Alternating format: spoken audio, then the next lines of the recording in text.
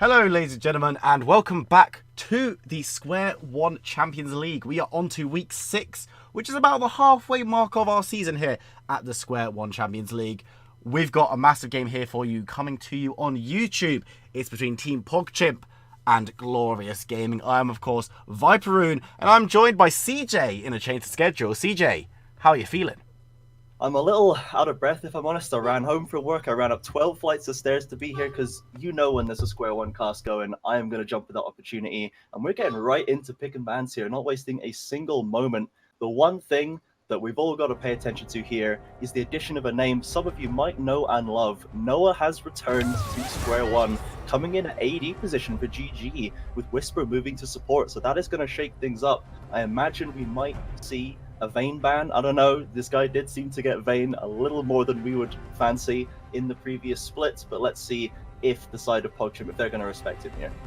Yeah, of course, both of these teams are coming off of losses in different ways. I won't dwell on it too much because you can go and watch the games yourself because this is on YouTube, but GG sadly had an admin issue, which meant they had to forfeit their game against Vuptrops Academy in the first game they would have played today, and Fuzzy Esports managed to take down Pogchimp on stream for their first game of the day. So, no, Fuzzy Esports took down Pogchimp in their first game of the day. So, Pogchimp obviously coming off a loss as well. Both of these teams don't want to go 0-2 in this week because both of these teams at the moment, they're sitting around mid-table. They're not looking either way particular. I think GG have looked very, very good in the past. Pogchimp maybe more questionable. What do you think? What do you make of these two teams going into this pick bans? Well, Pogchimp is freshly reclaimed by Rido. He has taken over ownership of this team starting last week, and they did have a 2-0 week at that point. One of them was, I believe, due to an FF, but they did also manage to turn around a lengthy game against Stopwatch off the back of plays from RT's Vlad, which has been first banned against him. RT is a prodigal Vlad player, and it's not surprising they've taken that away. But Pogchimp is very much on the rise with this refreshed roster, whereas GG, they're struggling to break into that top area of the leaderboard. As you say, they have been very strong in the past, and when they do win, they did have a win against Stopwatch as well, and it was an absolute bodying. So they do really look very strong at times, and this is a definite test for Pogchimp. They've got a very seasoned roster here with the addition of a new powerful AD carry in Noah. So they're going to have a tough job on their hands, but I imagine Rido will be looking to lead his team to victory again. So we just check in with the bans here. Hecarim, Zoe, and Aatrox have been taken away from GG, and the Vlad, as we mentioned, plus the Sivir and Alistair taken away by GG from Pogchimp. Yeah, they're not completely unusual. The Alistair ban is a little bit strange, but we have seen it fringe banned across some of the leagues right now, so I'm not too surprised to see all those champions taken away. J4 is the first lock in one of those quintessential flexible picks, can go top or jungle. It'll be interesting to see where that is played. We're just going to see what Perrin is about to lock in over on the side. It's going to be Vi being taken away, so two junglers who kind of want to be doing the same thing. Exactly, and this is right down Samus's alley. He is very much an early AD, gank strong kind of jungler. The J4 was taken away, but he plays things like the Xin, like the Rek'Sai. The Vi, of course, does fall into that archetype as well. Not surprised to Soul to see him take that. It is a little strange that he chose to take the Vi straight away after the Jarvan had already been taken. Like, you already know what your jungle matchup is. You can't get counterpicked anymore because they've locked in that Jarvan. But they do opt to take the Vi, and the Lux is a much more common first pick. This is the premier support in this meta. You see it with the Aftershock, and it's just very, very deceptively tanky while also offering that long range CC and respectable base damage. So I think Whisper's got a good pickup in his hands here. We'll need to see what ADC Noah pairs with it. The Vayne is open, it must be said. The Kai'Sa and Jinx are also very strong picks for this player. Very strong hyper carry tendency that Noah has. We need to see what he chooses to go with, as RT is a little bit more of a flexible player. He can do those mages in the bot lane, he can do those ADCs. We've seen him play some Ezreal. The Vlad, of course, was taken away. They had that Vlad Karma lane last time, which was pretty out of the ordinary, so we might see him go a little bit off the chain. Looks like we might have that Ezreal Morgana lane though, so something pretty safe to deal with that Lux. Good Black Shield to deal with that CC, and Ezreal can get away from that CC, so I do like that pickup from Pogchimp here. Yeah, assuming that the Ezreal and the Morgana are going down into that bot lane, of course, we could see Morgana going mid with something else going and pairing with that Ezreal down in the bot lane. That's a very, very safe lane. It's something that Lux, as we said, very oppressive, deceptively tanky, has a lot of poke and a lot of CC on that poke. So choosing something so safe as Ezreal Morgana, it's a good idea to try and not let the side of GG get really far ahead. And with the Caitlyn being locked in alongside the Lux, that's a very oppressive bot lane with a very good early game ganking jungler. We can see already what's trying to be built on the side of GG. Yes, Noah is very used to having early jungle presence to help him out in that early game, so I imagine this is what we will see out of Samus. It is a little bit of a departure. He has gone for the Caitlyn. It's not quite as heavy late game skewed in terms of the damage, as you say, very oppressive laner with that Lux as well. So they're going to be looking to push that wave in hard, maybe look for dives or just to get a huge CS and plate advantage early on. Noah going to leverage that extra ADC experience. He has very recently hit Master once again. He's a very strong mechanical player, and I think he might be able to leverage that over Artie, who is a little bit more flexible, maybe doesn't dedicate quite as much time to specifically ADC mechanics, and has played other lanes as well, so I think Noah will be a bit more comfortable in this lane. As we check back on the bans to see that Jax has been taken away from BRG's #1 fan, and the Orianna as well, and then the Nico's been taken away by Pogchimp. So Henkerson, he's lost that Zoe, he's lost that Nico. He could take the Lux in theory, but I really would like to see it paired with this Caitlyn, honestly. Yeah, we did see, of course, a couple of weeks ago, Henkerson putting on a clinic with Zoe, which has been banned away, and Aurelia being taken away as well from Perrin and Henkerson equally from the top and mid lane. Again, very standard baz. The Jax we haven't seen too much, but BRG #1 fan, he enjoys that kind of champion style, and we're going to see the LeBlanc locked in instantly. Henkerson looking to mix it up and go for something quite early aggressive, rather than something like the Zoe, which maybe tries to get online a little bit later. Yeah, this is a very high pressure comp that GG are picking up for themselves. LeBlanc is going to be trying to bully that Cassidy early on. Cassidy, of course, is one of these champions. It's kind of similar to Vlad, and at some point, you just win the game. When you get 5-6 items on this Cassidy, he is going to start tearing through your carries, and with squishy supports like Lux, Aftershock or no Aftershock, Cassidy is going to be blowing your head off. So this is very reliant on that early and mid game from GG. They're trying to push all their lanes in, get that farm advantage, pick up some kills. Samus is going to be looking for ganks as well. But I think that really, Pogchimp is just going to be so heavily on the back foot just through lane assignments, as it is the Kennen that has been picked up, and this might finally be a winning lane for them if that goes into the top lane, something that can abuse the range and maybe give them at least 1 point on the map where they're not under their tower all game. Yeah, something that will most likely win that top lane matchup. We'll have to see what is picked into it from Perrin as that's counting down. It looks like it will be the Jace being locked in. So that's an okay matchup up on the top side. It's not like Kennen is going to absolutely stomp him, but yeah, as you were saying, it does look like Pogchimp have given themselves quite a few losing lanes right now, and we're going to have to see if GG can capitalize or whether Pogchimp can get out of their weak early game phase and kind of snowball into that mid and late game where some of these champions are going to be absolutely monstrous.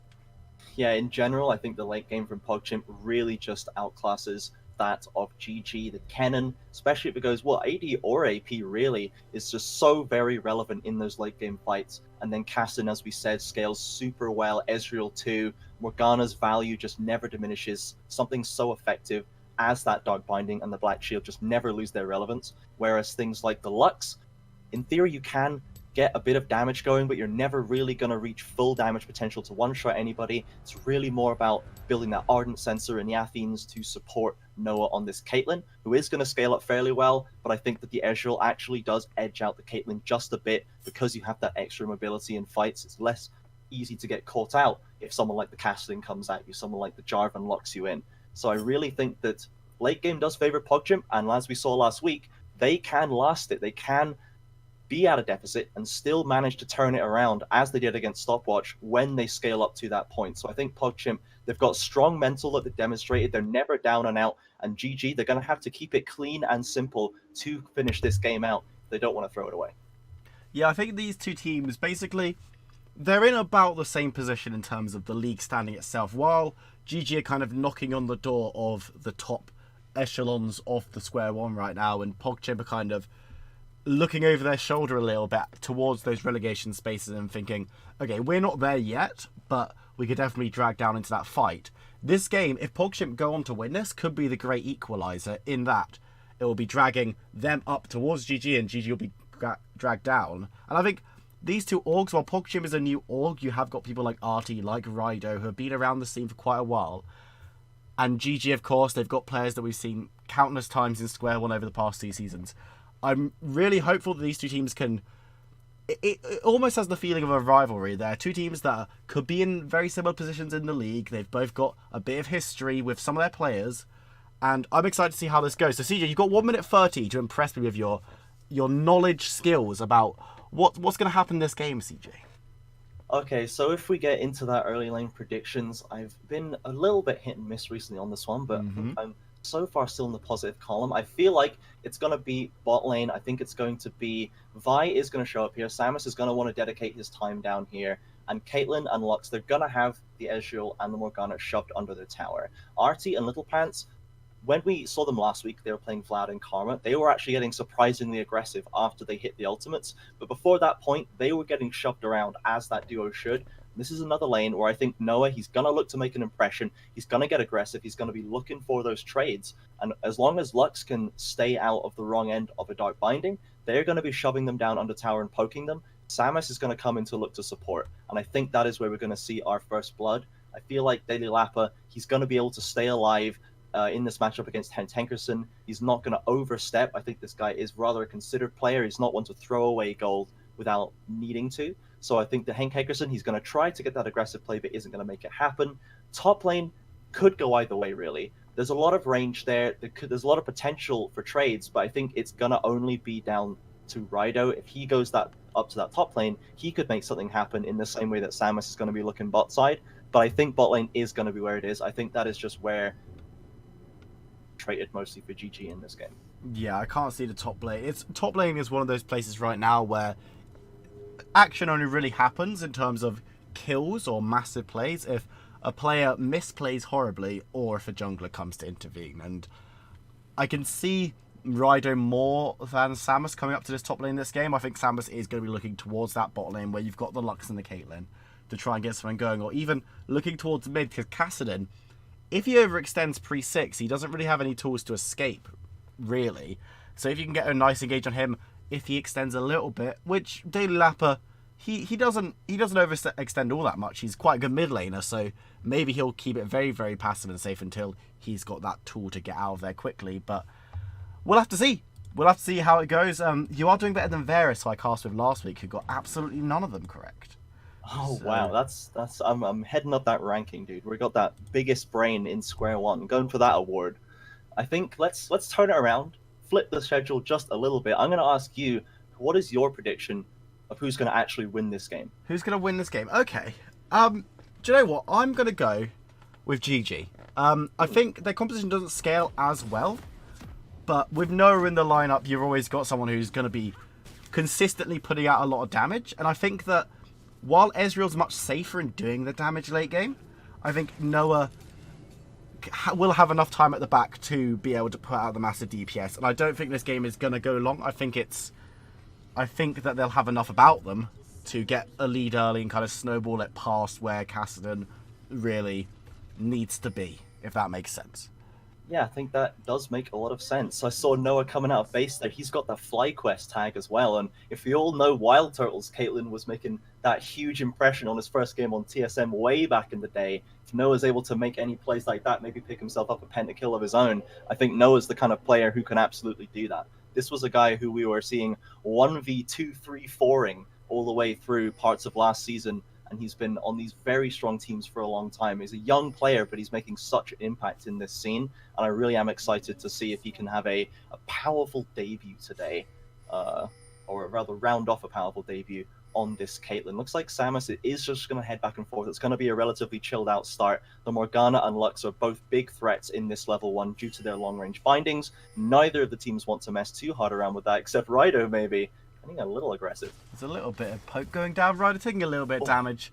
Everyone just wants to give Rido a little tap on the back on his way out, as we do see Jungler is going to be starting up on the top side, both of them. So, as you were saying, it looks like bot lane may be the answer for Samus and Rido, as they're going to be pathing down towards that one as they go forward.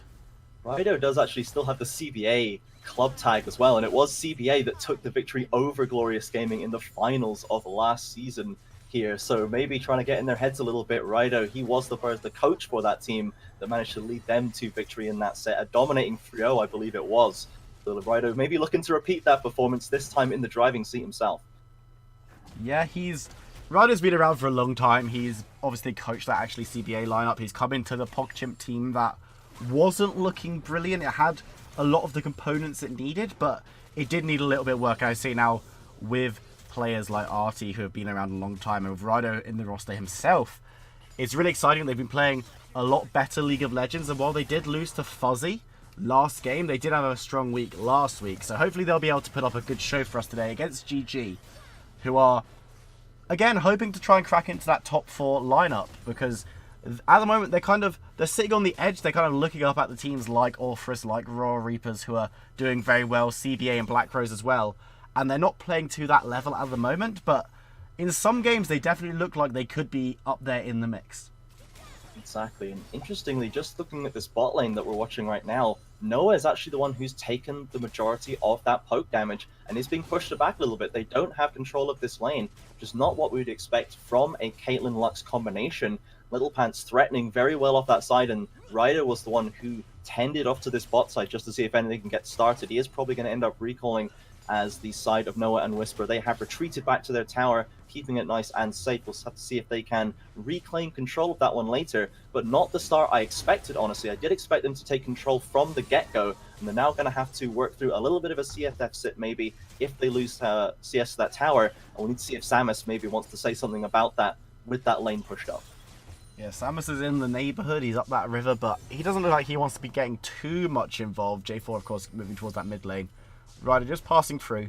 Doesn't want too much action right now, but yeah, it's interesting to see the Ezreal and Morgana. If they can get the early poke off, then they can kind of dominate the early stages of the lane, because you're going to be too scared to step up. With Morgana, if that Q lands, you're not going anywhere for quite a while, and it's a very long range ability, so you got to give a bit of respect. Obviously, Caitlyn and Lux, you will have the push advantage because Ezreal is notoriously not brilliant at being able to shove lanes because of all his single target skill shot damage.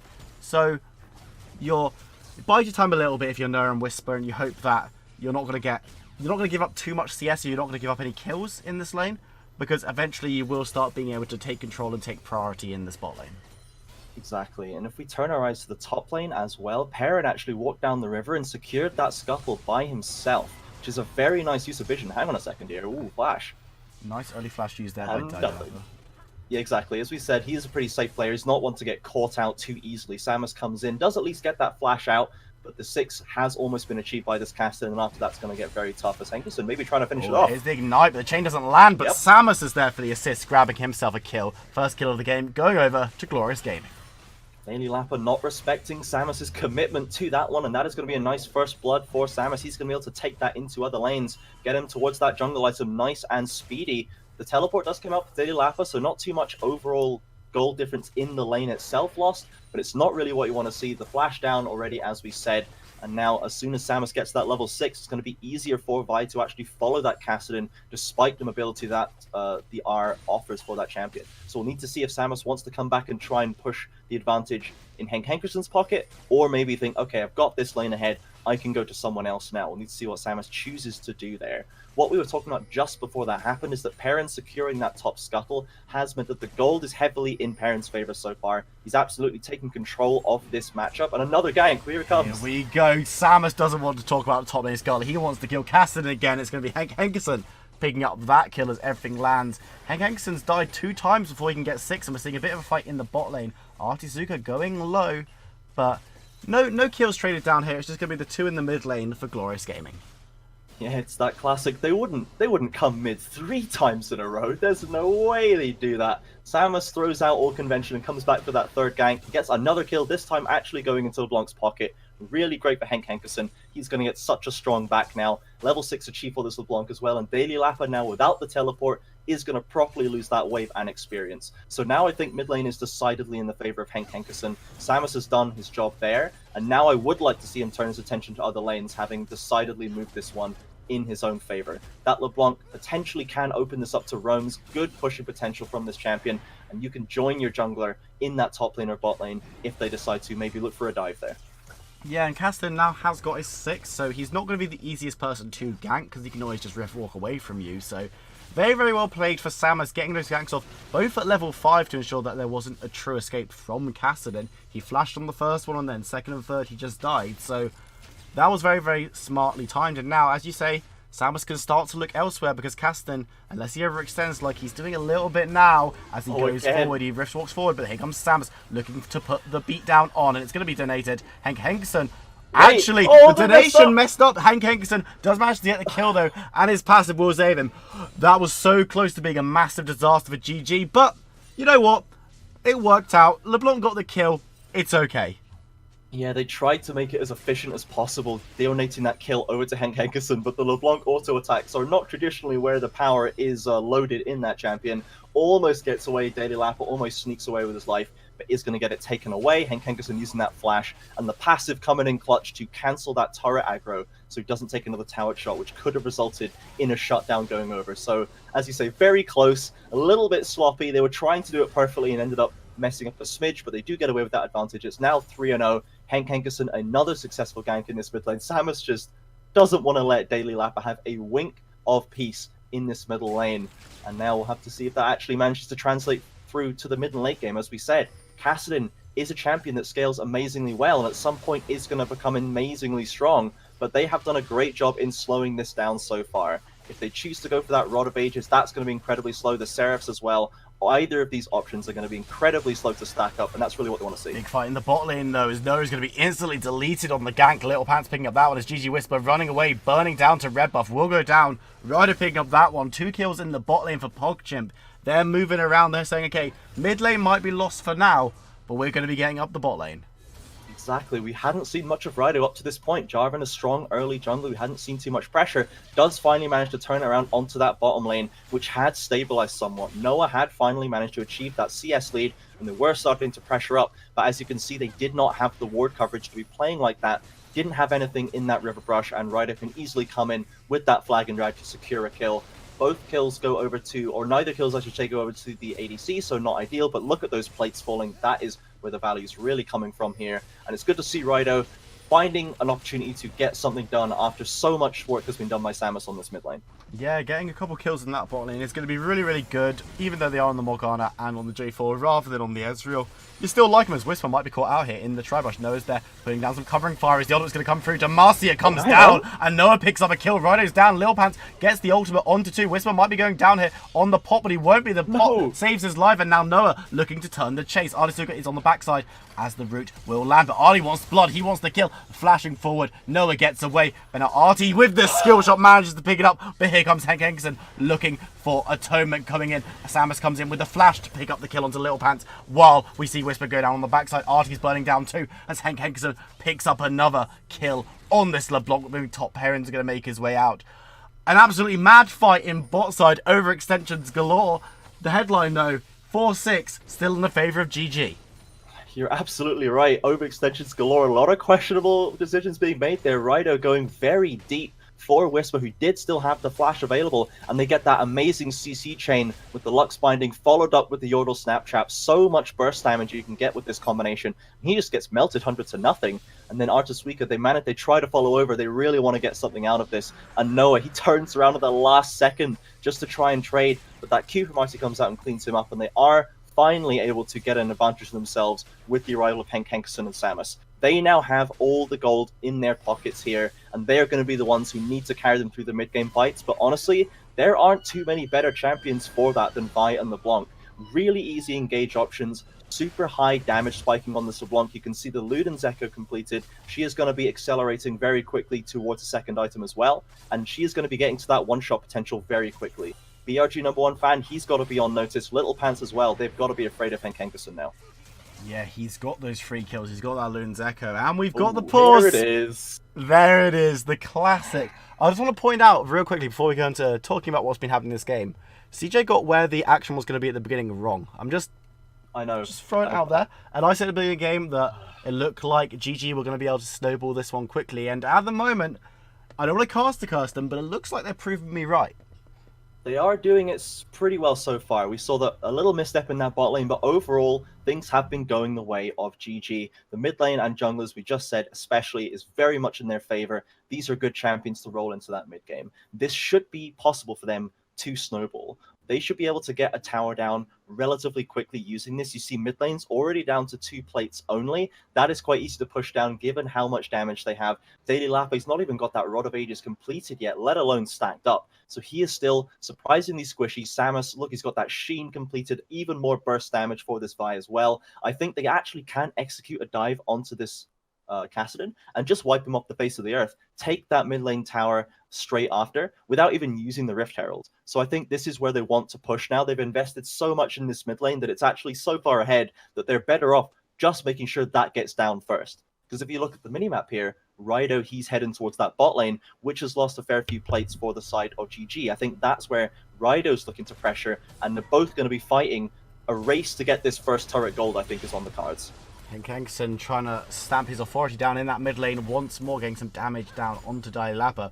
But we do see Rido moving into that bush, as you said. These are the pressure points right now, and they are in different lanes. As Rido goes in onto Noah. He's been knocked up. He's been damaged. Cataclysm for the Executioner's kill as he picks up another in that bot lane. And now it could be the case that Pogchimp get the first tower because they're pushing hard onto this bot lane. That's going to be it. The race to first turret gold is easily decided. Rido goes full Usain Bolt on that one and just gets it done quick and easy. That's the first turret gold over. Samus looking to trade that, at least with a Rift Herald, so not terrible for them. But that's actually moved the gold into the favor of Pogchimp now. They've managed to take a lead here. Rido has now gotten their bot lane. That is where the strength is for them. Both junglers doing well so far, and it's Artie and Henk Henkerson on either side that are the strong members. However, Henk Henkerson's champion is just so much better suited for these mid-game scuffles than Artie, who needs time to scale up even more. Needs to get that second or even third item completed to really become relevant as Ezreal in these short-term fights, as now that Hurricane's gone straight down top lane, they're going to get good plates for this, but look at the team of Pogchimp, they're converging. There is an exodus up towards the top lane. Lil Pants leading the way, trying to catch out Samus and Perrin, but I think the minions will just shield off any kind of skill shots that are being thrown out. And now in the mid lane, you've got Whisper and Henk Henkerson looking to get the last plate down and to destroy this mid lane tower. Of course, Rift Herald didn't manage to destroy the top lane tower, but it did do some nice damage. And Little Pants is chunked down as we see the mid lane tower go down. Perrin's going to be rooted in his tracks, so he's not going to be able to get a good chase down onto Little Pants. But towers are now traded 1 for 1, and honestly, even though first tower was achieved by Pogchimp, it actually looks like it might have been slightly better on the side of GG. Yeah, for sure. That was a macro misstep from Pogchimp there. Hang on a second, Samus is going in on right. No, he doesn't want that. Although we do see PRG #1 fan wanting that onto Noah. Whisper is there for the assist, gets the shield down as Noah gets a nice little headshot on the way out. But they are on the wrong side of the tower as BRG #1 fan looks to re-engage. Throws the shuriken, can't find it. GG Whisper missing the stun. We're moving up top side. Perrin's going low and the tower dive. Henk Henkerson's forced to flash away using that dash ability as the Cataclysm comes down. But it's just going to be Rido's tomb as he falls to Samus, who's looking to get the beat down on to Morgana. Smites her down before going down herself to Artie, who might then fall to Perrin, who goes very, very low. Here's Daily Lapper looking for revenge. Takes down Perrin for the first. Can he get Henk Henkerson? The mana is not there for LeBlanc, but she's going to just tap her feet together and run out of that one. We do see the score now at 7-9 as kills are traded up top.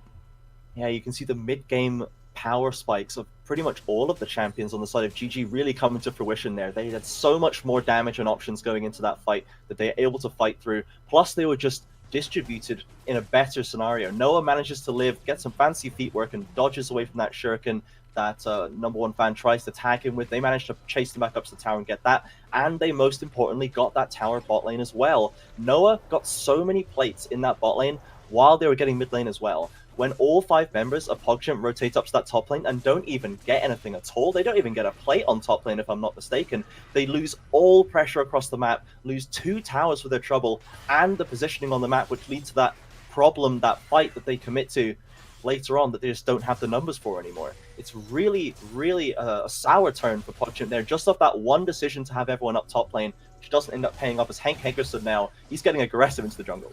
That might be the wrong neighborhood, but I want to touch very, very quickly on Perrin as he is getting poked down a little bit. The man, we haven't really talked about his top lane matchup all that much, but he's sitting on about almost a 40 CS lead right now over BRG #1 fan, and he's actually having quite a good game. Of course, he hasn't been involved in too many kills, but he was the one who defended that tower top and forced away Pogchimp to really give the lead over onto his team. So just want to highlight that. Obviously, BRG #1 fan, he's died once. He hasn't been involved in too much other than that, but it is Perrin who's quietly going about his job in the top lane more efficiently. You're not wrong. Perrin's been a bit of a silent hero for GG here. Having that strong top side has been integral to them getting into this mid lane game in a strong position after bot lane went not as it should have. It wasn't in their favor when they had the Lux Caitlyn. They were the ones losing their tower and losing death. So having this top lane to rely on is really important for them because it means that there's just so much pressure going on there. And Perrin now, he's got those items he needs to get. He's farmed up very well, as you said, and now he's got that Yomu's, and he's able to do a lot of damage with these empowered shock blasts, which makes their engage so much stronger. They don't have to worry nearly as much about it when they can chunk down the carries of Pogchimp using that shock blast from Perrin. So he's done a great job here. Did end up losing that tower after they did commit 5 members there and then kind of hung around for a long time. Oh, he's been knocked up. Dilapa shot down. Noah picking up the kill with Lux for the assist. Very, very well played in that mid lane. Hank Henson pushing down bot, but Perrin, he's on the top side right now pushing. We've got push on the bot side from Hank Henson and Samus. Macro gameplay is just looking better from GG at the moment. Yeah, they're splitting up the team. They're pushing all lanes at once, and they're managing to avoid getting caught out. It looks like Pogchimp, they're trying to find a way to collapse on somebody. They tried it top lane and lost 2 towers, and they just don't know where to go now. Rido's moving from one lane to the next, doesn't really have any control of his jungle anymore because Hank Henkerson's been setting up shop there for the past few minutes, and it's so scary to walk into no vision when the LeBlanc is 3-0 and 3. There's the root, there's the knock-up. Samus is down, shut down. Little Pants will pick up that one. Very, very nice pick-up for Pogchimp. They do finally manage to get some vision and get a pick off there. They managed to get a numbers advantage just on top of Samus. So that's what they need to do here. They need to try and pick off the members of GG while they're rotating between lanes. This strategy of pushing in multiple lanes at once, it is quite a knife edge. You need to make sure you're going the safe path between lanes while also getting there fast enough to get the lane pushed in and actually get tower damage. It's a risky move from GG. They were executing it quite well up to this point. Samus gets a little bit overconfident and gets punished for that. So Pogchimp not out of this one by any means. We did say in Champion Select, this is a team that shows good mental resilience. They brought it back against Stopwatch. I do have faith that they have the capacity to bring it back against GG. However, GG is a little bit more of a controlled team. They don't have as much of a history of throwing leads, perhaps, as Stopwatch does. And I want to see how they can exploit this lead. They've got good vision on the map. They've got that dragon control, and they have a nice gold lead of 3k that they've built up for themselves. They should be looking to take these skirmishy fights, as they maybe find themselves in one here. Yeah, Dilapa just trying to get a bit of damage down onto Perrin. Whisper is there, but so is Little Pants. Nice route onto the Lux, as it looks like Lux is instantly going to fall. The final spark was her final spark as she goes down. Little Pants is in trouble. They're going very low, trying to get some health back, but it's going to be shot down. Here comes the ultimate from Ezreal, trying to give the edge over to Caston as Perrin looks to get the third shot. Dunk down for the kill, but here's Artie looking to return. Rido there as well. This could be curtains for Perrin. I think it will be. He's quick, but he's not that quick. Artie Suga picking up the final kill of that fight. I don't think Noah's going to want to get too involved from the river. 10-12. Nice fight there from Pogchimp, but there were good points as well over on the side of Glorious Gaming. Exactly. The upside for Pogchimp there is it does prove that they do win those small 2v2, those even fights still with their strong mid-game characters. However, the downside being they were taking that fight without effective vision. They didn't respect the J4 and the Ezreal rotating over, and they do get punished for it. Even trades are not what you want to take when you're ahead. Even trades play much better into what Pogchimp's trying to do. They're trying to scale up these carries and get items so they can have a better chance in these even fights. So they're going to be pretty happy with that one. They haven't lost any more pressure. They've stopped the bleeding out of towers. They now need to try and get a siege going. It looks like Noah is going to try and set up shop in this mid lane. They've got good vision around, and they're going to try and siege up. And then when they take a 5v5 potentially off the back of this, I think that GG are absolutely still going to be in the driver's seat there. They do have the stronger characters at this point.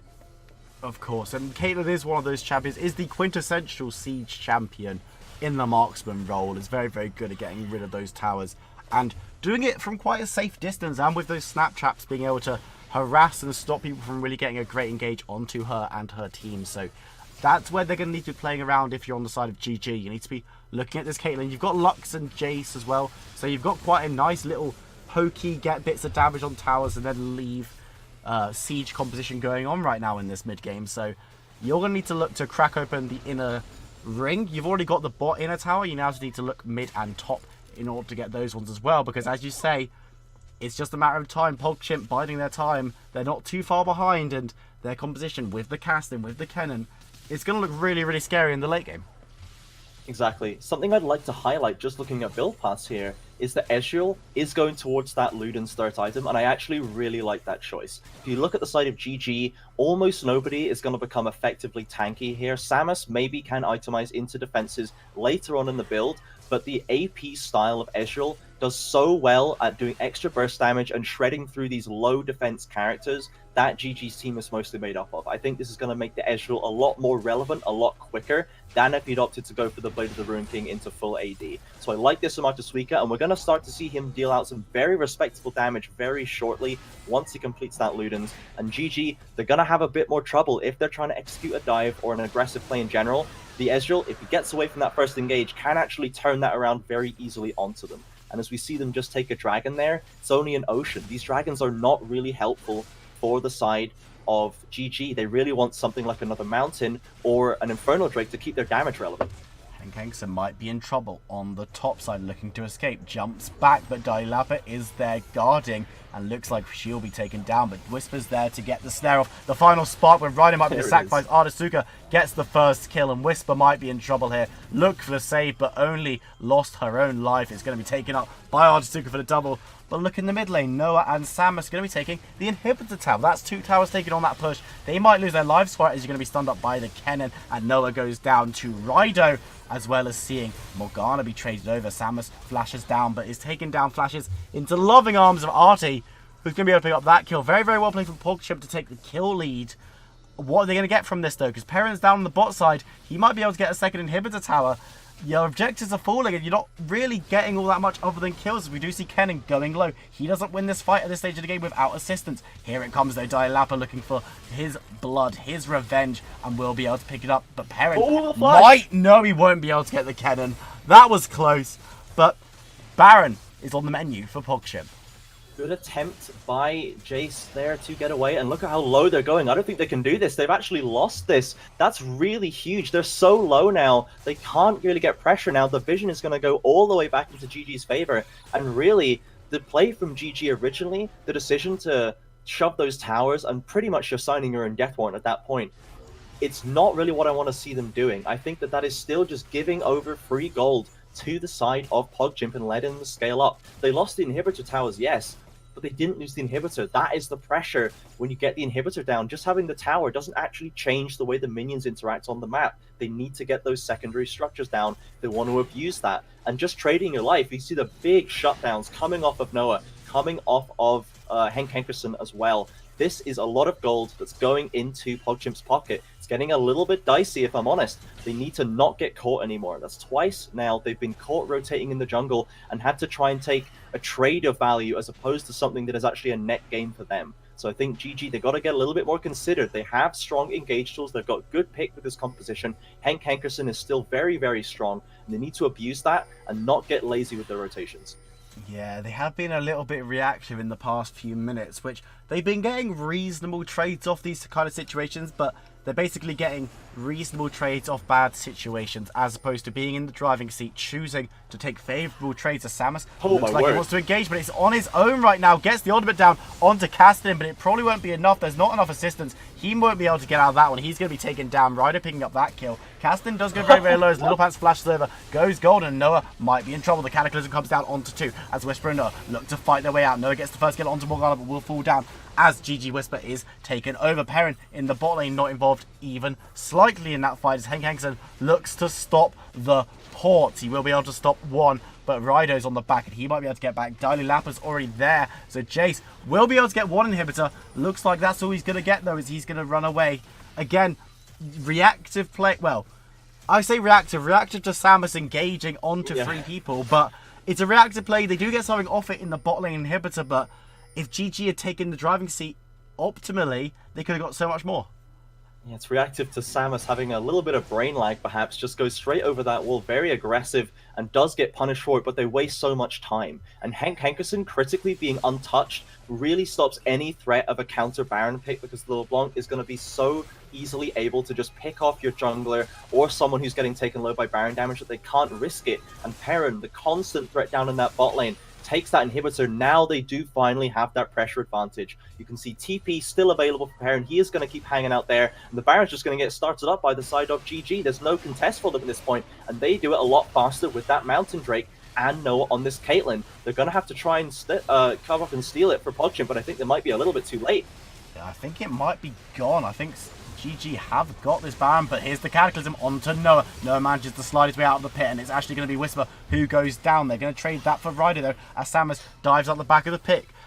This is a very good play over on GG. They're very slippery out the backside of that pit. And look, Perrin, once again, he's just chilling in the Pogchimp base. He's been there more than some of the characters from Pogchimp have at this stage. He gets half the damage onto that inhibitor before trying to make his excuses and get out. But Dialapa doesn't want to let him go. He's going to engage and going to look for the kill. Silence for Perrin is going to be pretty nasty, and he might go down, but he's going to put up a good fight. But in the end, there was assistance for Dialapa on that casting. They lose 2 Baron buffs in that trade, but they still got 3 on their jungler, their mid, and their marksman. Yes, I like the decision by Perrin to try and escape there. It's not worth to trade your life for the inhibitor when you have a Baron buff. This is the designated split pusher, and having a Baron buff on your split pusher is so strong at getting those waves shoved in fast. He does try to preserve it. Unfortunately, it doesn't quite work out. Almost manages to kill Dialapa, but does end up going down. So they do only have to work with those 3 buffs. They've got another dragon. It's a Cloud Drake. It's a little bit more useful for their rotations, but I want to see what they choose to do with this. They could go all as a 4-man unit and leave Perrin in that bot lane as usual, try and siege it up, but we've now seen that the engage potential from Pogchimp is definitely there. Jarvan's very good at this, Kennen is very good at this, Morgana can catch you out if you try to get too aggressive, greedy for tower shots. Now very much on GG not to get caught out, because if they show a single bit of vulnerability, if they give a bit of an advantage over to Pogchimp, they're going to be able to collapse on you, and you don't have too much to stop them. As I said, not that much tankiness on this team. So I want to see if they can play it safely, as they have been picked off a little bit in the past in this game. Yeah, and it might be another pick here as the root does land onto Samus, but it looks like Hank Hankerson actually going to go on the offensive, gets a lot of damage down onto Morgana as Samus looks to engage, doesn't manage to connect onto Dialapa, who's going to be able to get out of that one. But with the Baroned up minions, you're going to be looking to get that last tower outside of the base of Pogchimp, and GG are going to make quick work of that one as they move in towards the inhibitor tower. It's a good chunk from Artie's ultimate there. You can see he's now 4 items deep into this AP Ezreal hybrid. He is going to be doing so much burst damage if he manages to proc that W especially. It's so loaded onto the proccing of that ability, so he is going to have to be able to land that. It does go over minions though. We're going to see if he can push out some damage. Perrin still on the split push of sorts in that middle lane. Hank Hankerson though, he's doing a great job at poking them down. That is the kind of thing that dissuades the enemy team from engaging. Little Pants, he's not choosing to recall here. He's staying on low health. It's so risky for him. The Redemption's going to come out a little bit, but he's going to get chunked down so much. Rido going for it. On the engage, and look at the backside. BRG isn't able to get in there. Whisper will get the first kill of the fight as Dialapa goes in on the back line. It looks like Noah's going to be taken down as Artisuka is burning and will fall. Little Pants goes golden, but that will only save him for a little while. But on the back, Kennen's got 2 as they're going to be able to get the inhibitor. The fight was won at the top for Pogchimp, but their base was completely annihilated over on the side of GG, and still with Baron buff minions, they're going to be pushing in towards the Nexus, and it's only going to be Cassidy and Kennen to save it. Dialapa does have that Lich Bane completed though. It's very risky. I don't think the GG can actually win this one out. It's not worth going for. Really, I think they could get this turned down, but it looks like they want to commit to this one. Kennen, of course, does not have his ultimate, which is such a big ability for him in these team fights. The first Nexus Tower will fall as BRG #1 fan just gets annihilated. Will survive on a sliver of health as Samus goes in onto Castin, forcing him back to base.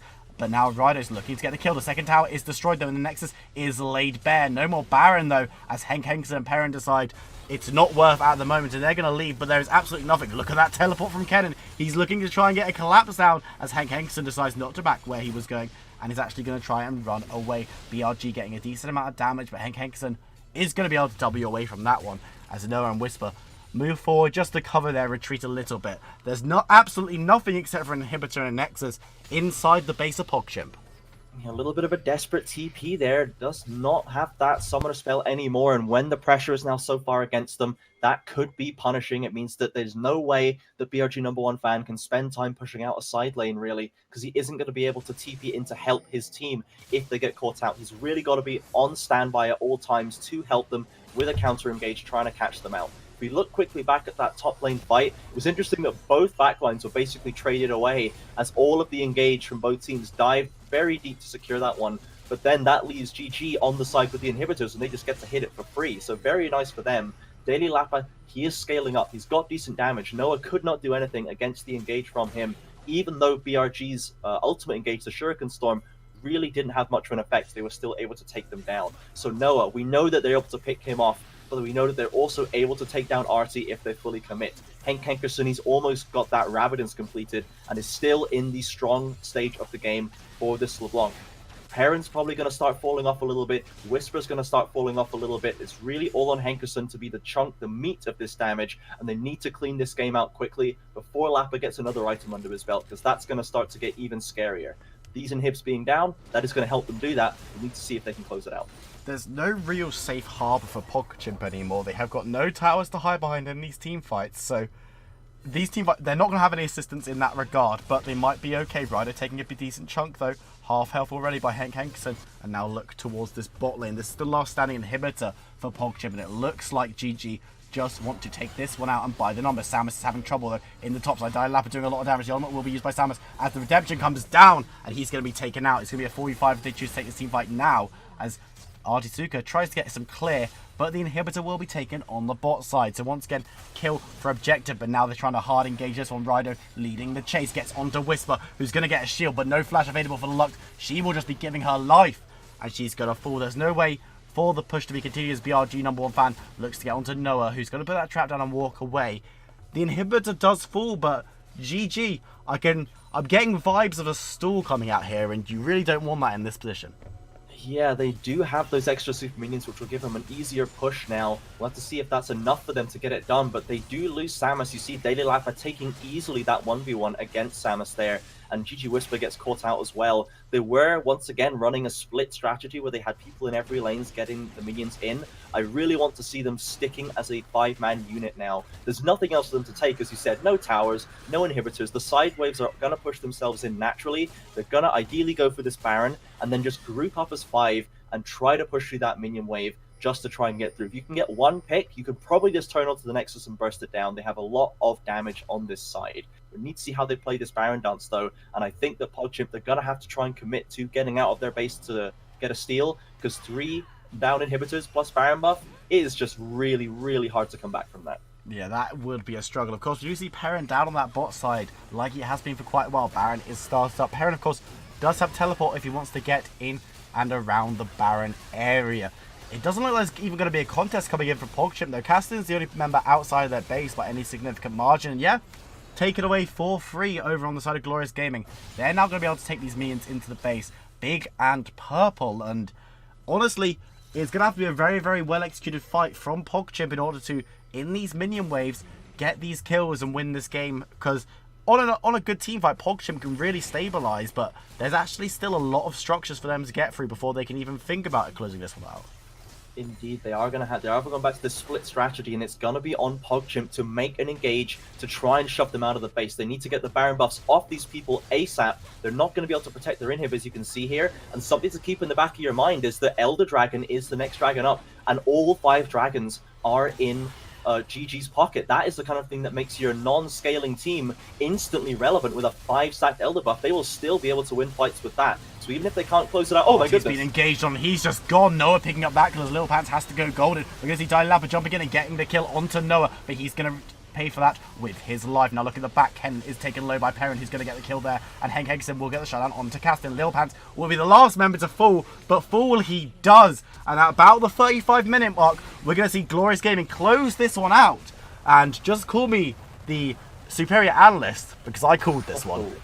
Exactly, you certainly did. And it all comes down to just a perfect binding by Whisper. Lands onto Artie. Such a pivotal member. Is so important to have him there dealing out DPS. But once he's taken off the face of the earth, they can focus all of their energy on Daily Lappa. And then Perrin, even on the backline, is just 1v1ing BRG. It's a great start to them, and they make absolutely the best use of it possible just to clean out that game. Overall, from Pogchimp, really, really nice. A couple of small missteps where they were giving away perhaps more than they needed to. We were saying I was chiding them a little bit for taking even trades as opposed to good ones, but they were never taking bad trades. At all points in the game, they were either building a lead or extending that lead, and that really just shows how consistent this team are. They really perform well. That's a team that's been together a long time. Noah slots in very well, it seems, was the damage that they needed him to be. And yeah, it's just another relatively clinical win by GG. They're going to move further up the standings.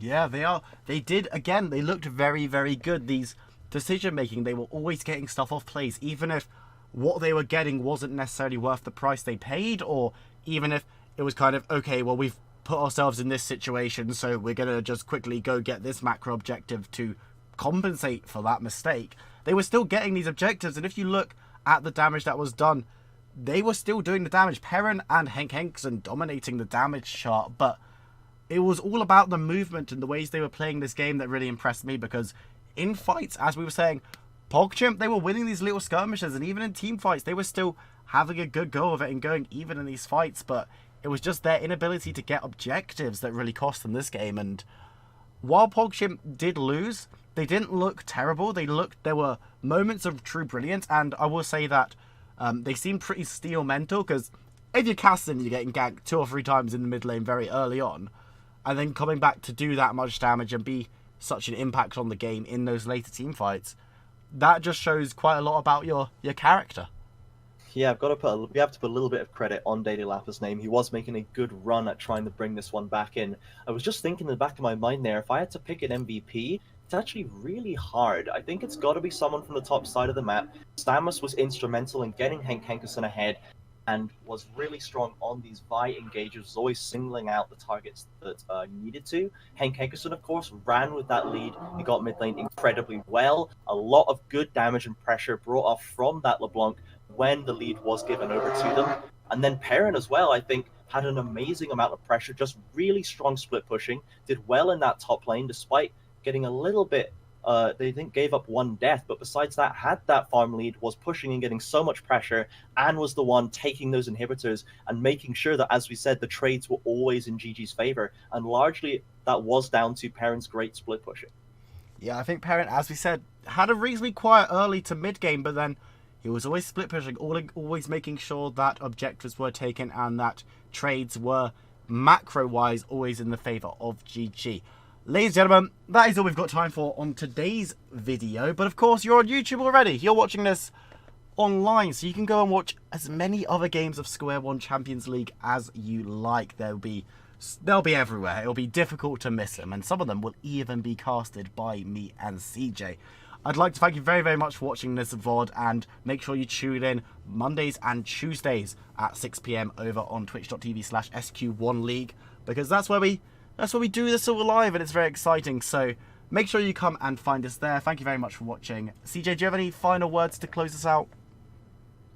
I think I would like to give the MVP to Perrin, honestly. Scoreline be damned, I just really like the impact he had on that game. That's all I've really got here. Good job, Perrin. We love you. You're our favourite. Keep doing what you're doing.